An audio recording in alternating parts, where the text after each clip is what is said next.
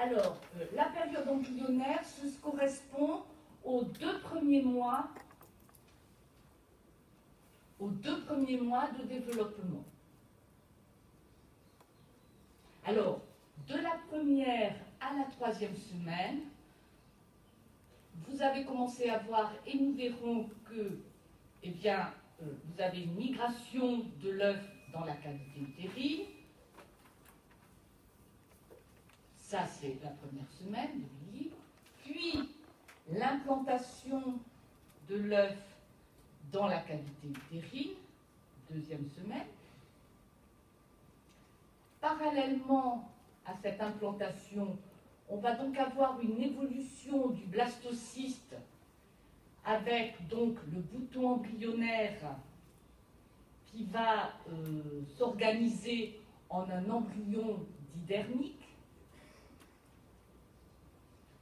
Puis, au cours de la troisième semaine, eh bien, cet embryon didermique se transformera en embryon tridermique. Ensuite, au cours entre la quatrième et la huitième semaine, donc toujours dans la période embryonnaire, entre la quatrième et la huitième semaine, eh bien, l'embryon va adopter sa forme définitive, c'est-à-dire que, on va le voir d'un disque plat, il va prendre la forme définitive du corps humain dans les trois dimensions, avec, on le verra, des mécanismes, alors ça ne notez pas encore, de flexion céphalocodale et de flexion transversale. Donc il va adopter cette forme définitive par des phénomènes de plicature. D'accord? Et d'autre part, durant cette période, eh bien, vont se dérouler des étapes clés de l'organogénèse, comme par exemple la neurulation ou la mise en place du mésoderme paraxial, on le verra. Et donc, à la fin de cette huitième semaine, eh bien, on aura un début de mise en place vers des principaux appareils qui vont constituer l'organisme de cet embryon. D'accord? Donc ça, c'est la période embryonnaire. Ensuite, donc, on définit la période fétale, qui débute donc au troisième mois, qui se termine lors de l'accouchement. Et donc, cette période va être caractérisée par la maturation des organes qui se sont donc mis en place dans la deuxième partie de la période embryonnaire, et d'autre part, donc maturation des organes, des tissus et croissance du fœtus. Donc au cours de cette deuxième semaine, alors on ne va pas revenir sur le phénomène d'implantation du blastocyste dans la paroi utérine, vous venez de le voir avec Edith Chevret, et donc on va étudier la transformation du bouton embryonnaire en embryon didermique, et on va étudier la mise en place des annexes embryonnaires. D'accord ? Alors, qu'est-ce qu'on appelle des annexes embryonnaires? Eh bien, ce sont des éléments transitoires qui ne rentrent pas dans la constitution même,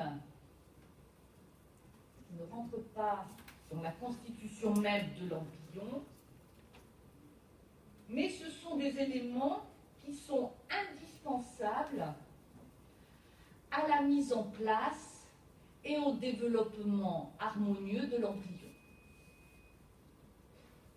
Et on va voir donc dans ces annexes embryonnaires, je vais vous présenter donc toutes ces annexes avec la cavité amniotique, la vésicule vitelline primitive, la cavité choriale, la vésicule vitelline secondaire. D'accord?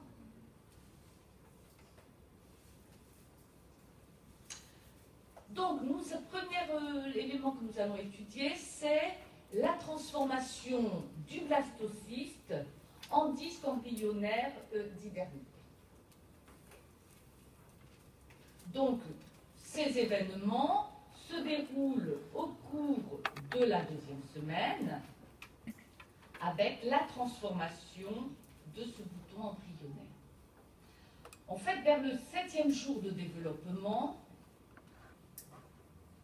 les cellules vont se différencier, les cellules du bouton embryonnaire vont se différencier en 2 feuillets cellulaires distincts. D'une part, un feuillet de cellules aplaties, situé, qui va se disposer au contact du blastocèle qui est la cavité du blastocyste, hein, et qui va porter, donc ce feuillet de cellules aplaties, va porter le nom d'endoderme primitif, ou hypoblaste.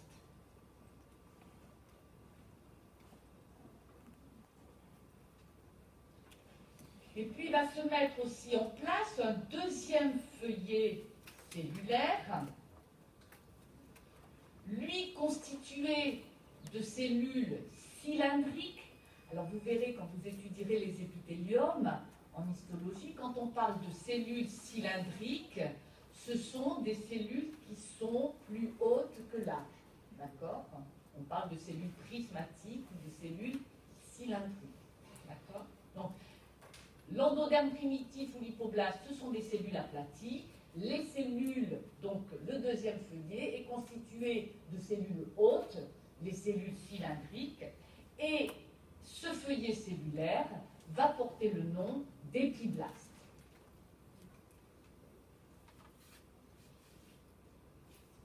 Et alors, entre ces 2 feuillets, entre l'épiblaste et l'endoderme primitif, eh bien, va s'intercaler une lame basale.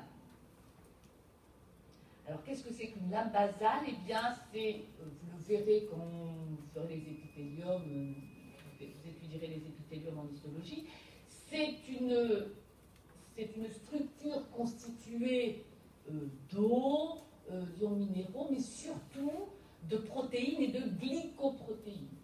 Et vous verrez que la présence de cette lame basale entre ces 2 feuillets est très importante pour les événements de la 3e semaine de développement, pour les phénomènes de gastrulation. On reverra ça demain, hein, on verra ça.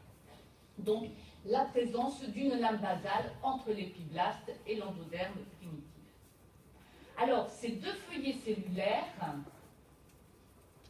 ont la forme de 2 disques aplatis, donc on part d'une sphère de cellules de blastomère de bouton embryonnaire, pour arriver donc à 2 feuillets aplatis, ovalaires, avec donc au-dessus l'épiblaste et ses cellules hautes, et en dessous donc l'endoderme primitif. Alors vous verrez que en fait cet endoderme primitif ne donnera naissance à aucun tissu définitif qui constitueront les tissus définitifs de l'embryon. Tous les tissus de l'embryon se mettront en place à partir de l'épiblaste. Alors, qu'est-ce qui fait que dans ce bouton embryonnaire, une cellule devienne une cellule épiblastique ou une cellule hypoblastique? Et finalement, c'est la même question que lors de la compaction, lors de l'évolution de la première semaine de développement. Qu'est-ce qui fait qu'une cellule devienne un blastomère ou une cellule trophoblastique?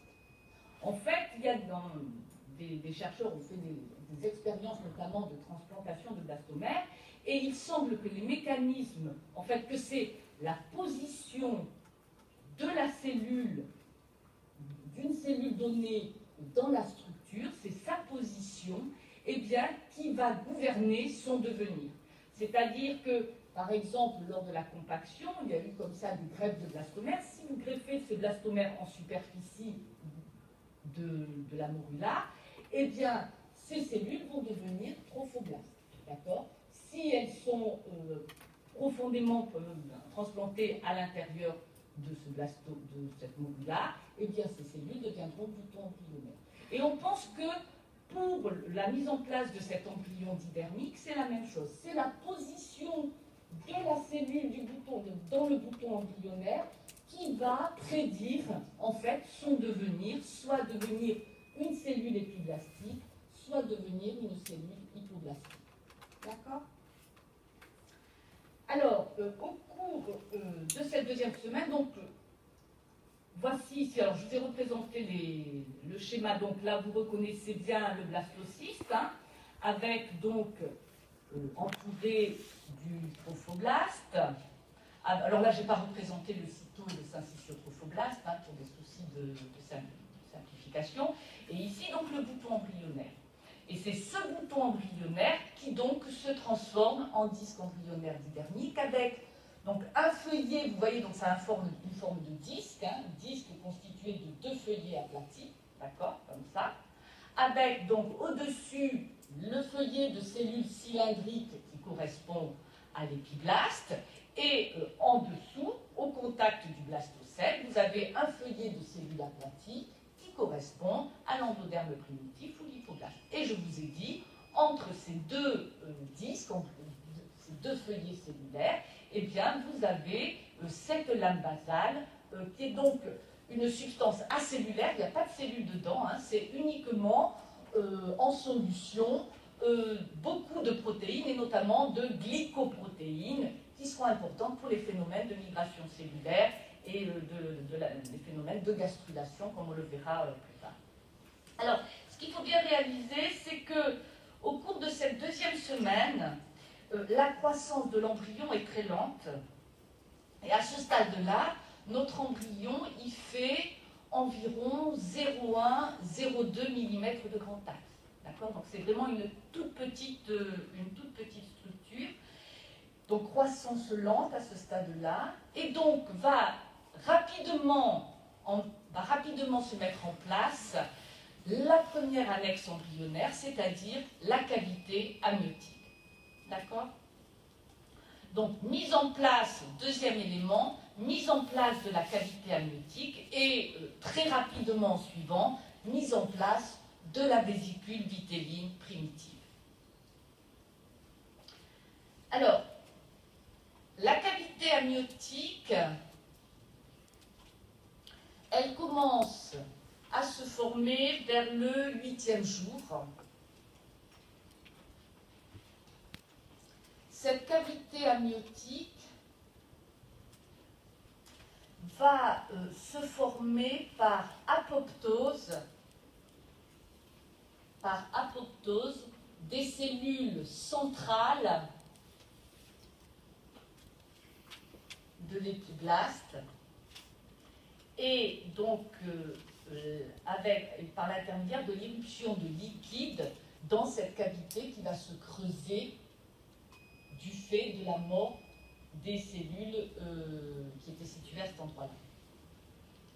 Alors, cette apoptose, cette mort cellulaire programmée, elle va être déclenchée par la sécrétion de facteurs de signalisation qu'on appelle les BMP, Bone Morphogenetic Factor. Alors, bone, c'est l'os. Hein. Pourquoi on les appelle BMP? Parce que ce sont des protéines, des facteurs qu'on a découverts, alors là, en rapport avec la croissance osseuse, mais on s'est rendu compte ensuite que ces facteurs avaient d'autres rôles en physiologie et en embryologie, d'accord? Mais on a conservé ces noms de BMP. Donc, liés à la sécrétion de facteurs de signalisation, des BMP, et plus précisément BMP2 et BMP4, sécrétion de ces facteurs par l'hypoblaste. D'accord? Les cellules donc, de l'hypoblaste sécrètent ces facteurs qui vont donc agir